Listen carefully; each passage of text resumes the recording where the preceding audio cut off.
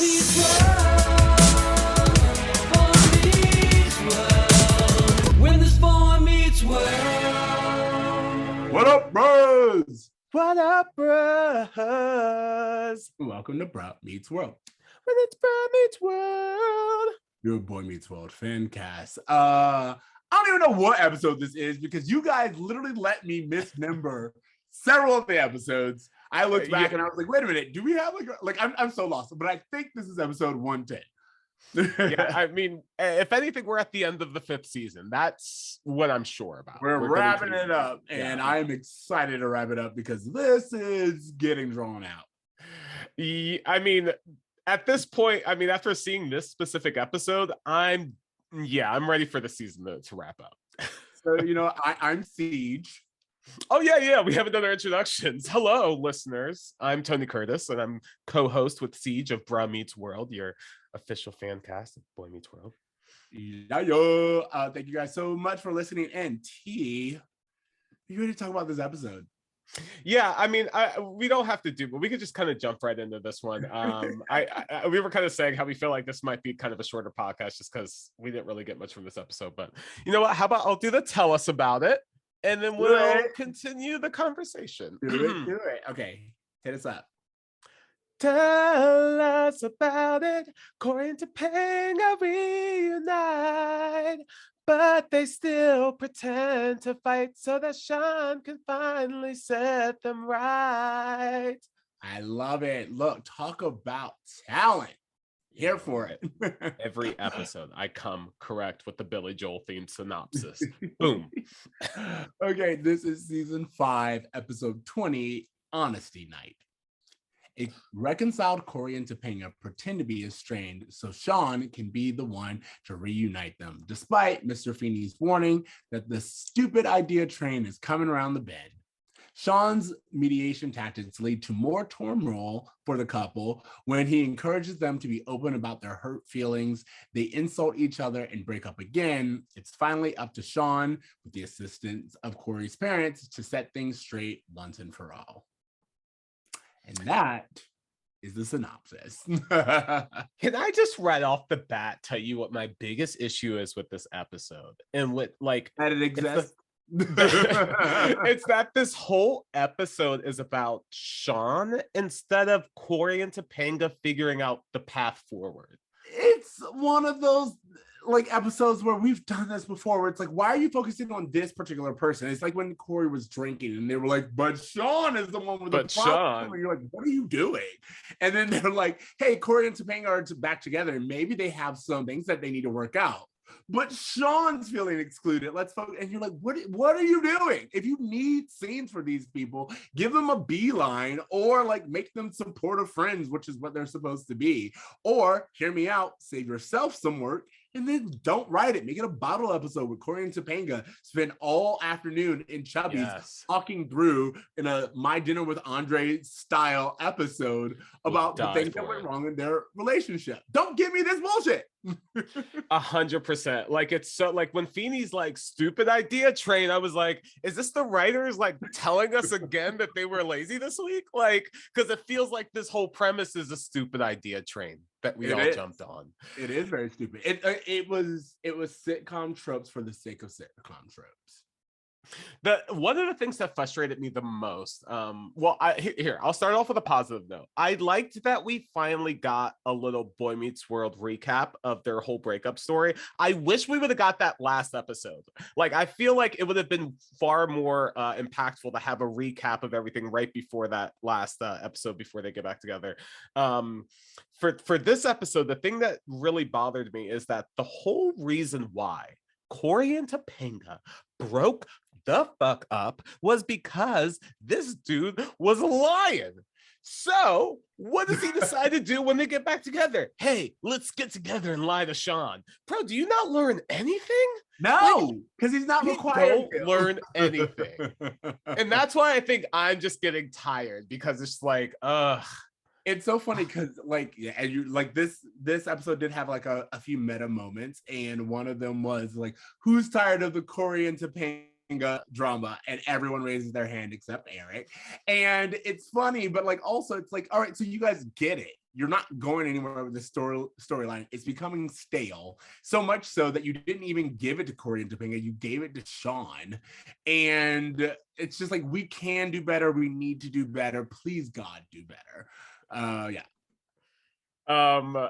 One thing that like kind of stood out to me in this episode was I was really upset that they were kind of pushing past Cory and Topanga, kind of resolving some of the unsaid stuff. Like they touch on it in this episode, but they really don't like figure out how they're going to move forward in their relationship. I'm not going to get into that. What I'm going to touch on is this like sexual tension that's like between them in this episode. Like they're giving major like makeup sex vibes. Yeah. And there's one scene where they're in Cory's classroom that's super, super gross, where Cory's they're in Feeney's classroom, and Topanga's saying something like, "Oh, Cory, don't you like lying? It's so sexy." And then Cory says, and I quote, "Cory and sexy in the same sentence? I do believe your resolve is weakening, my little kumquat." Oh wow. Right? Yeah, like that's calling her a kumquat, but also saying that like your instinct to remain virgin is falling apart. Like I can sense that you're willing to like shake on this thing that's always been between us. And that's what I was kind of like ewing to as well.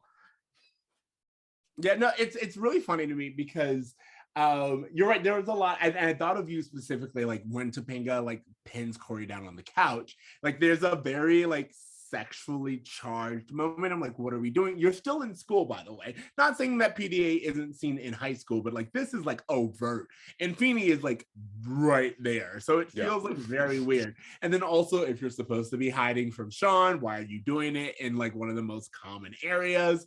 Like it was this felt so sitcom. It felt so, we needed another episode in the can. Let's create some like hijinks and kind of like give, like, because I will say we have all of the cast and very few like guest stars, so it's like they kept it as tight as they could with all of the main cast. Everyone gets a scene, everyone gets some time, but also like the storyline just went nowhere.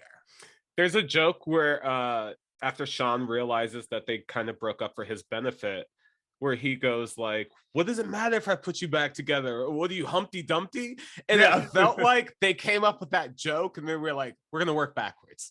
We're going to work backwards from that. I didn't feel that, but I would not be surprised because that's definitely how it feels. And then also like, there's like, it would have been one of those things to where, I think we've mentioned this before, but this kind of feels like it was supposed to be, or it could have been in vein of the Friends episode where everyone finds out, where it's like they don't know that we know they know we know. And it's like, that's what I was hoping for this. Like I was expecting Shawn to be like, "Oh, you guys were doing this for me, okay, well then I'm gonna pretend that I don't know that you were doing this for me." And then they would be like, "Oh, Shawn was doing this for us," and even, and you know, and like that kind of like layered joke, and that I would have had more fun with that. But yes, like it would have been fun if he knew that they were like trying to get together for his benefit, and he was like intentionally like, "I'm gonna break these motherfuckers up in this kitchen right now," and like that was something he did intentionally, so that the end scene would have this grand like, "Oh, he's a mastermind who's been like behind every part of this episode's conflict." That would have been far more interesting. Yeah, or like, that's a great way of doing it. Like we know that Shawn can be like an idiot savant sometimes, so have him have like this master plan, and you're like, "Oh, actually he's been pulling the strings the entire time," you know, like give me a little bit of like Community, or and then there was Shawn episode where it's like we get a Kaiser Soze moment with Shawn at the end, you know what I mean? Like this is what I like, that this is the level that I think we want to work on, and instead we just get like 1950 hijinks. Now, Ceej, you mentioned idiot savant, and I feel like that would be a great segue into the Jack and Eric beeline.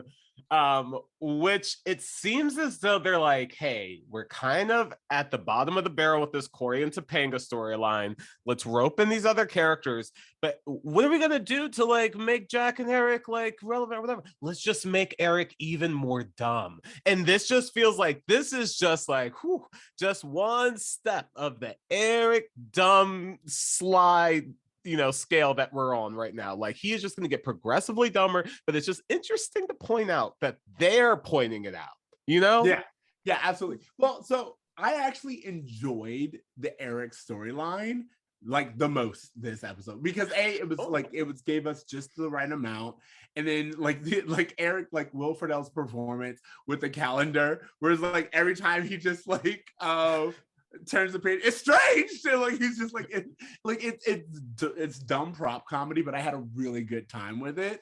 And then like the kind of button on that, where at the end he's very well spoken and has like this immense vocabulary. However, all it takes is Feeney reminding him of the swimsuit issue, and he becomes dumb Eric again. There's like sort of like a commentary on his hormones, and like that's why he's stupid, like all of that. I really enjoyed, and it was some of my favorite parts of this episode.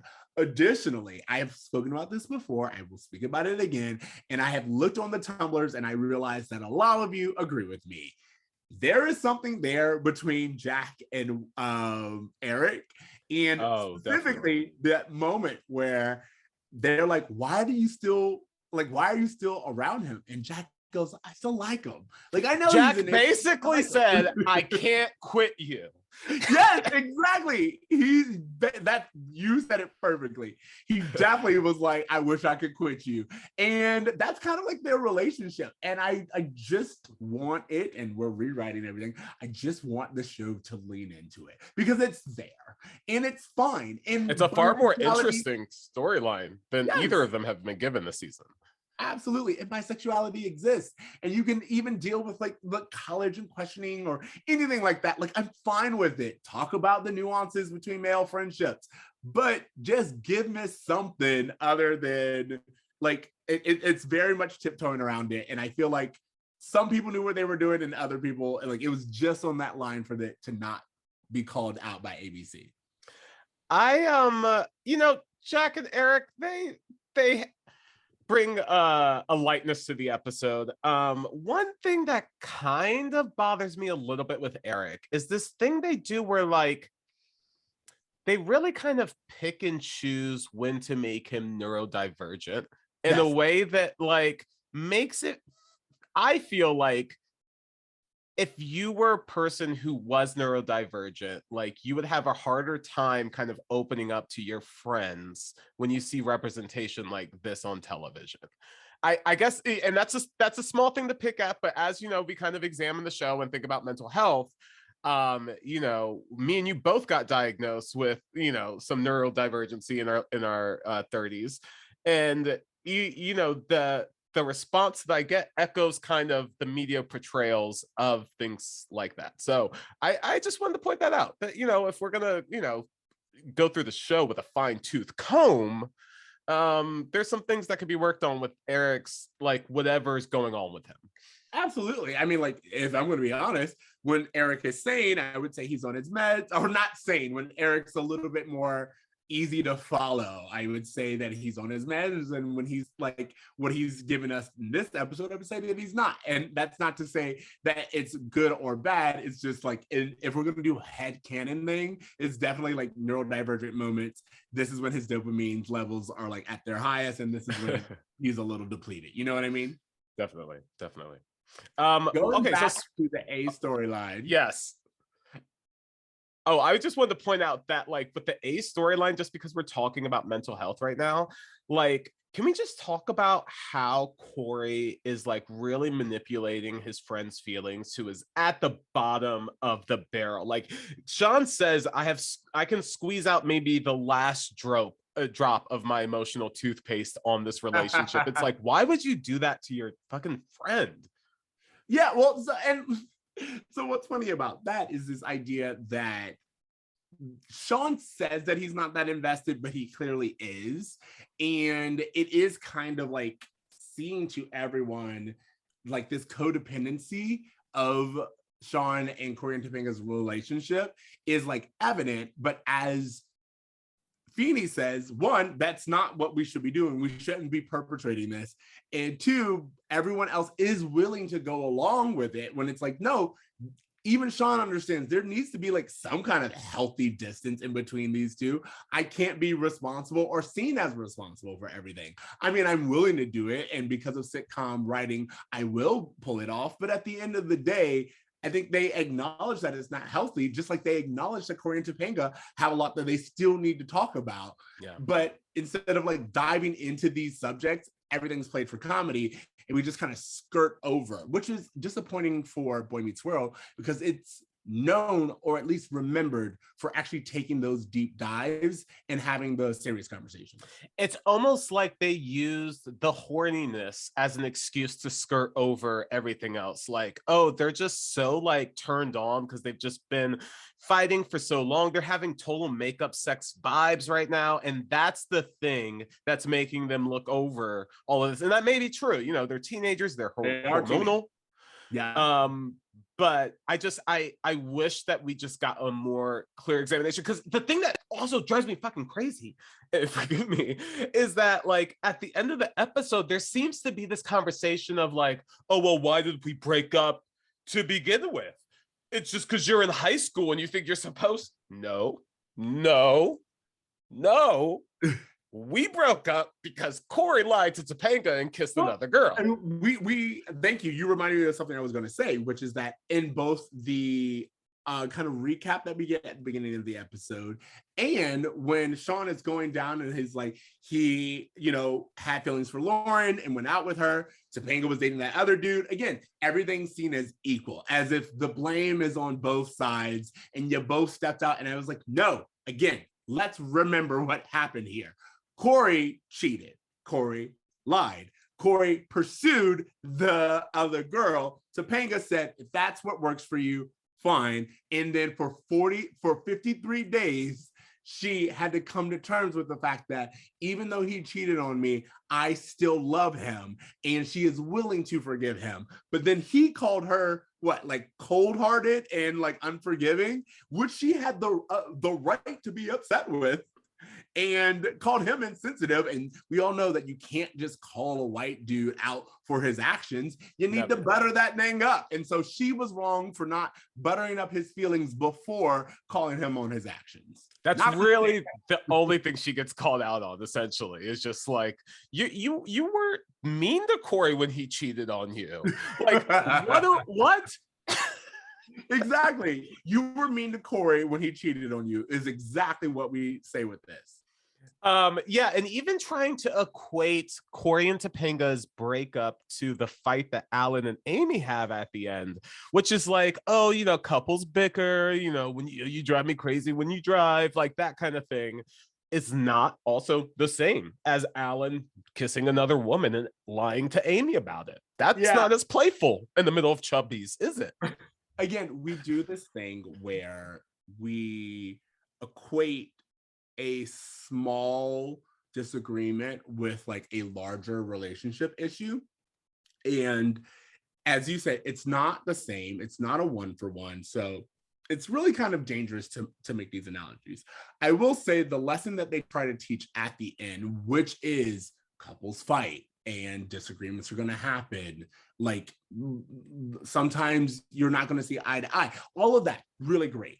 But the fact that you're using it in a situation where one person cheated, also where both of you are lying and playing roles in order to make someone else feel better. Like all the messages are getting all messy. Like, and like, yeah, there's just, it's hard to navigate what you're trying to say when you actually are showing three different arguments take place. It's like at one point Shawn says something where he's like, bro, you're going back and forth, you're lying to me, it's like you're Cory the mind bender or something like that. And I was like, oh no, it's more like Cory the gaslighter. And it seems like he's been that and he's continuing to be that, and now he's even roped Topanga in on his gaslighting schemes. It's like, has no one really just had an honest conversation with this dude? Because it's just the same thing over and over. It's really funny because I think you were right when you pointed out that Cory, this all started because Cory was lying. And he was like, you know, it's a great solution to our current predicament. Let's lie some more. And how about instead, you know what the problem was I lied on my own. Let's lie as a couple. And it's just like, no, like, how about we stop lying? How about that? And what's even crazier is they don't even really tell that lesson at the end. They don't come back and say, hey, Topanga and I lied to you and we shouldn't have done so, and everyone apologizes for lying and everyone apologizes for their role. And no, what happens is they actually end up breaking up again, or semi breaking up again, because they were lying. Shawn finds out they were lying at his expense. They have a conversation just between Shawn and Cory, and then they try to make up the re-breakup. And again, it's like no one actually came back and was like, hey, we shouldn't have lied in the first place. Apologies for like bringing you into this. We have our own things to figure out.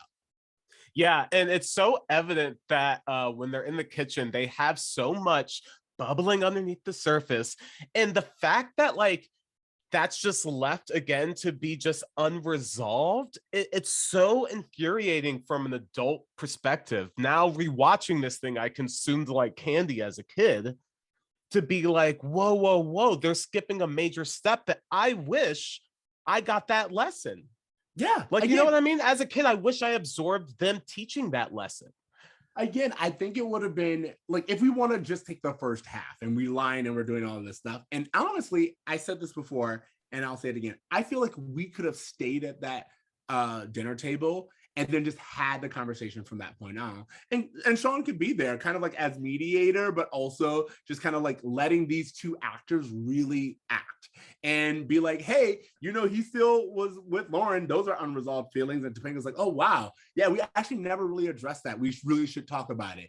And then Cory saying, hey, you went out with another guy. How did that feel? And then having these kind of really tough conversations, as I said, dinner with Andre-esque, where you're just really having long couple conversations at the dinner table. And at the end, they say, you know, we shouldn't have lied to you, Shawn, but this was a conversation that we needed to have. And we have a good Boy Meets World episode. Instead, hijinks. Yeah, hijinks. And there also comes a point where as a viewer, I'm like, Alan and Amy, why are you getting involved in this now? Like, don't you know not to get involved with this shit as, you know, seniored couple? Like, it just seems strange that now they're like, all right, Shawn, we're in, let's play along. Yeah, the number of adults who enable Cory is also probably a factor that we don't talk about enough, because even Feeney, who's like, this is a terrible idea, at least goes along with it. He's like, oh, Shawn's right there. You know, like if you want to keep lying to Shawn, how about we all just like stop mentioning it? I think Feeney even lies to Shawn at some point. This is what I'm saying. It's like the number of adults who are enabling this is kind of terrible. And it says a lot about why Cory is allowed to do these things. It's because no one's calling him out on it. Everyone's just trying to be like, well, he learns best through examples. So maybe if we put on a skit, he'll learn. And it's stupid. And what's really frustrating is that basically, spoiler alert, this is it. As far as the conversation of the Cory and Topanga breakup goes, this is the last episode that even fucking mentions it that I remember, that I can remember as a viewer. I will say, they said, who's tired of hearing about this? Everyone? Okay, we'll just move on. And you're like, but I feel like some things are unresolved, but it doesn't really matter. It's like if you were going to take... Oh, I'm sorry. Go ahead. No, I was going to say, we've established that relationships have problems, and that is what it is next episode. Yeah, it's like if you're going to have one episode to be like, okay, this is the last we're going to hear of this Cory and Topanga thing, like squeeze all the juice out of that fruit, bro. Like, why are you giving us these, like you said, hijink episodes. You know what it felt like? Maybe it was a studio though. Like, hey, things have been kind of serious lately. Your next episode is a very special episode. Maybe do something like this week, because like that's the only takeaway I have, is that this was a fun hijinks episode for a situation that should have been taken far more seriously. Well, to go back to it, and something that we kind of always bring up is like, especially in the 90s, you're working with 23, 25 episode orders, and it does, after a while, like you just have episodes in there because you need to. It's like, oh, we needed to fill this quota, we need to bridge between here and there. And I, as you said, considering that the next episode is a very special episode, it would have been really nice to use this. And I think it's kind of meant to be used as a bridge to be like, hey, they were in this very odd place, they're gonna have this very serious conversation next week, so we need to like acknowledge the tension in between these two episodes. But instead of really dedicating time to it, they instead just made it like a light, fun-hearted episode. And I don't know necessarily if that was the studio or just like this idea of, we needed to write another episode, let's see what we can do. Anything else about this episode? In all honesty, I will say the Alan and Amy part, which we kind of like glazed over, but I do want to talk about. There was this moment between Alan and Amy where they're having an argument, and there was something a little forced about it, especially when we find out they were playing a role. So it was like a very forced conversation, and it definitely leaned into like the tropes of women talk too much, men only care about sports, and just nonsense.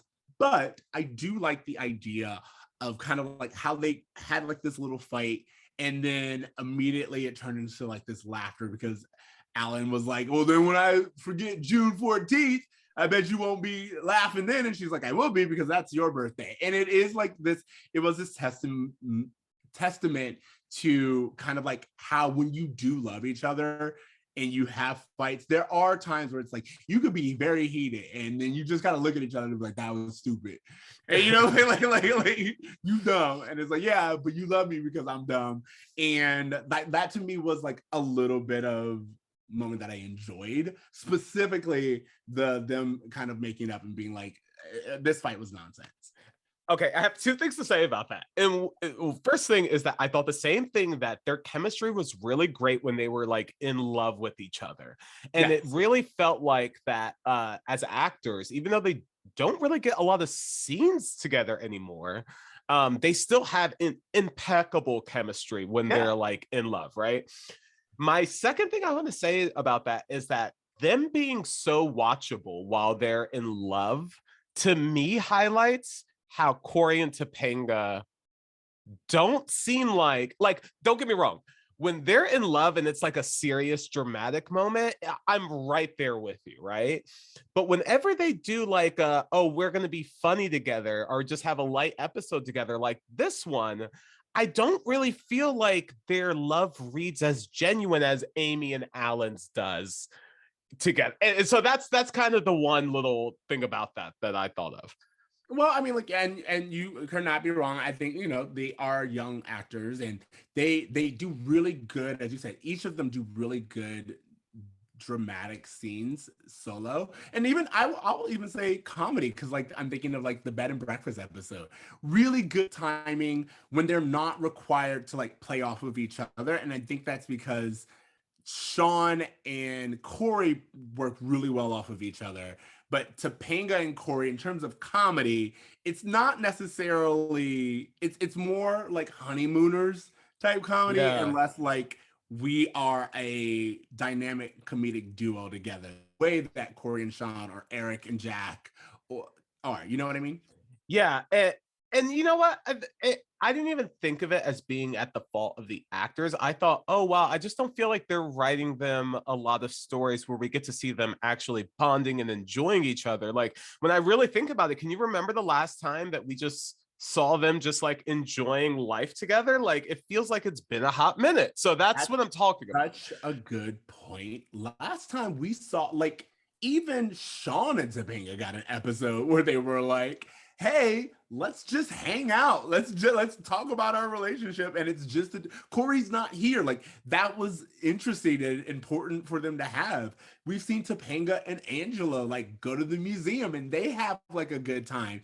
It's weird that the couple that we're supposed to be rooting for, like, even when they're together, it doesn't feel like there's chemistry. It feels like they're together because they're supposed to be together. Like, if they would have showed them a little bit more like in love, like if we got more of the long walk to Pittsburgh kind of feels from them throughout the end of the 4th season, the beginning of the 5th season, it would feel a little bit more deserved, this whole breakup and getting back together, and the vigor that they have in reuniting.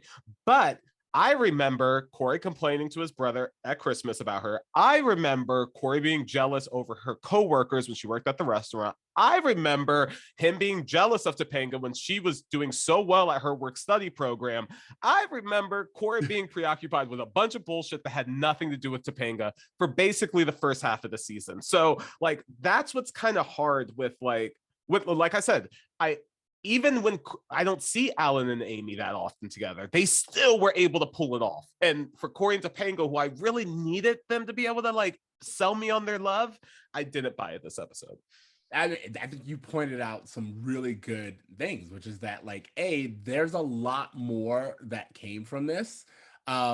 Both the build up to their breakup and during the breakup, that was important and that needed to be addressed. And this episode tried to address it, but it really didn't stick with it. Like, I just feel that because something that comes back in the end of the episode, kind of like, I think once or twice, is this idea of, well, why did we break up in the first place? And I think that that's a great question for them to kind of like sit with. Like, had Shawn said, well, then why'd you guys break up in the first place? And then they both kind of sat with that and were like, oh, we never really addressed that. And then the rest of the episode was just them being like, no, seriously, why did we break up in the first place? If this was supposed to just work and we love each other the way that we do, we need to address the reasons why we broke up in the first place. And like, kind of like the journey that you go on as a couple when you have broken up but you get back together, and those problems didn't go away, but it's just you're more committed to the relationship,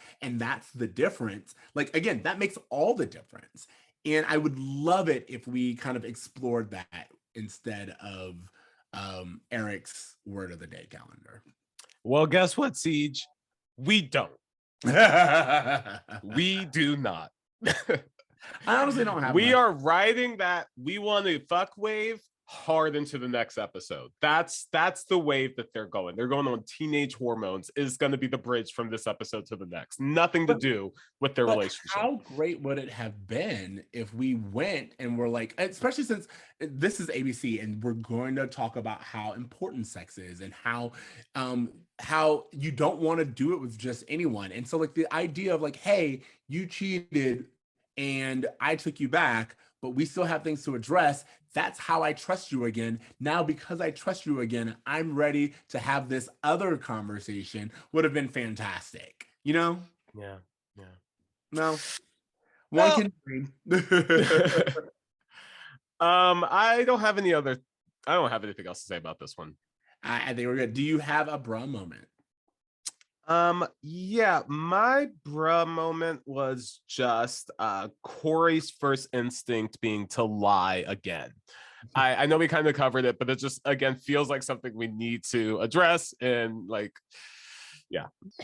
All right. I didn't really have a bruh moment this episode. I thought this episode was kind of like all over the place. So while I agree with you that Cory lying again is definitely something that we should examine, I like mostly over this episode. So Feeny lesson?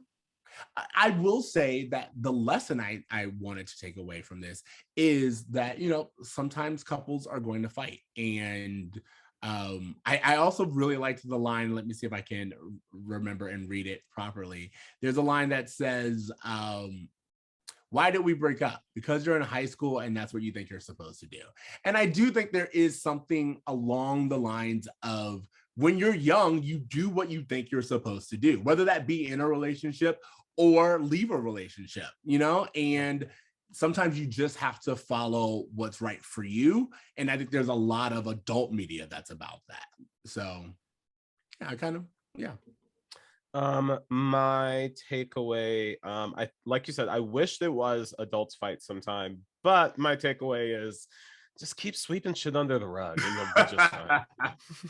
I mean, in a way, that's kind of what this series does. But I do think like they try to make it a pointed argument. Like even with, again, if we look at the other couples in this, be it Eric and Jack or Amy and Alan, it really is like yeah, you know what? We disagreed and this person may be a problem sometimes, but I care about this person and I can't stop being with this person, whether that's platonically, supposedly, or in a marriage, you know?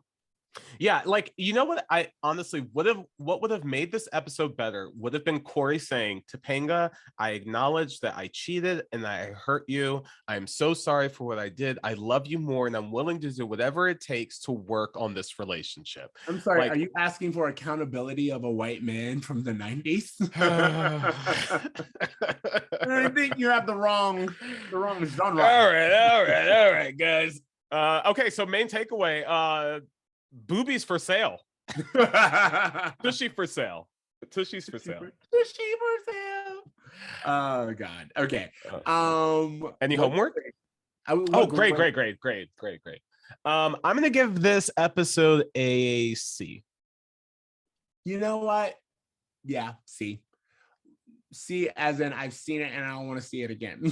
Yeah, I don't want to see it again. That's what yeah, sorry you guys. I know this is a very short episode, but we did what we could. I mean, like they didn't give us anything to work with, so like we're doing what we can. But hopefully the next few episodes actually do give us a little bit more to chew on. But in the meantime and in between time, let's talk about homework.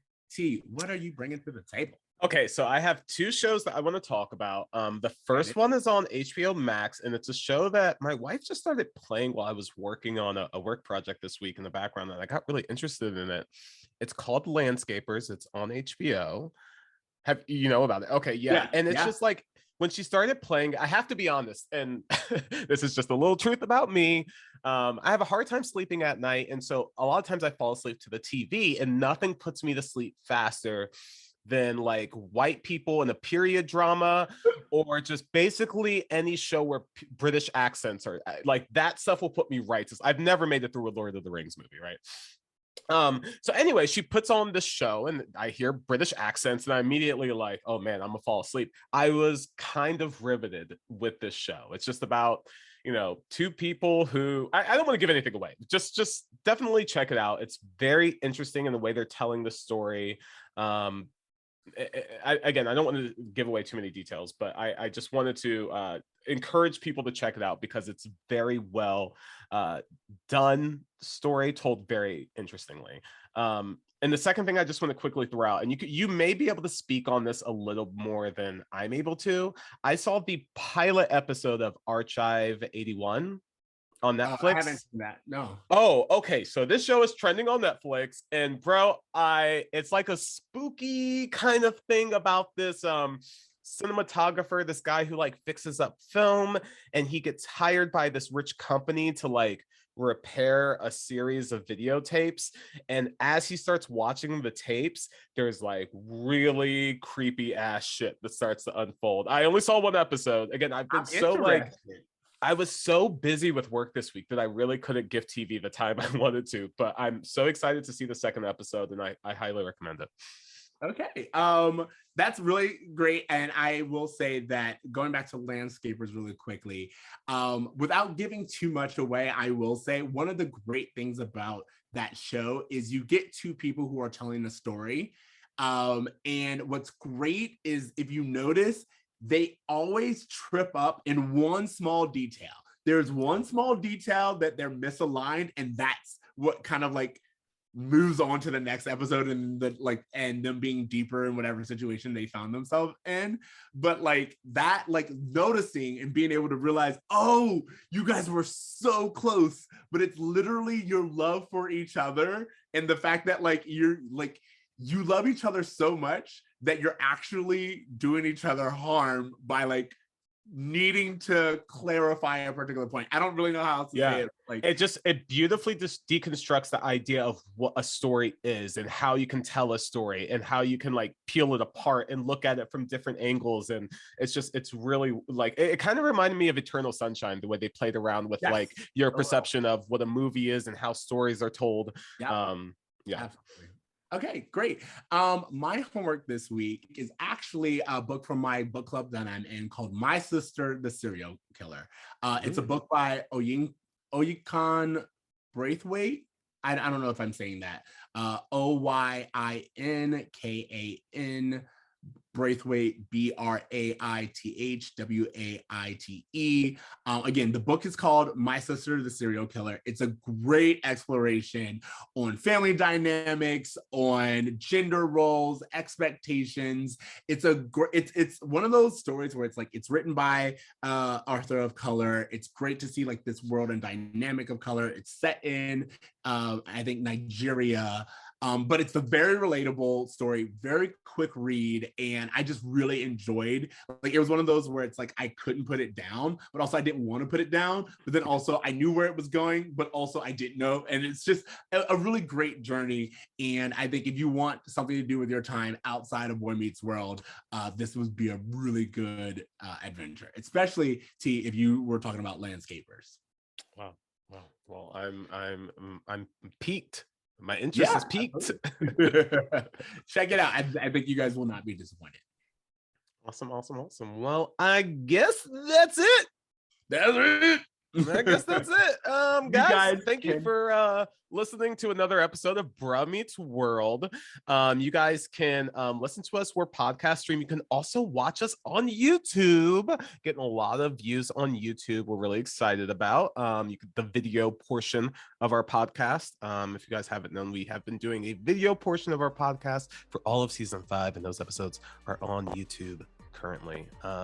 Ceej, where can people find you? Don't forget to reach us on Twitter, Instagram, and TikTok. We love hearing from you guys. You guys are great at giving us feedback. Email us at bruhmeetsworld@gmail.com.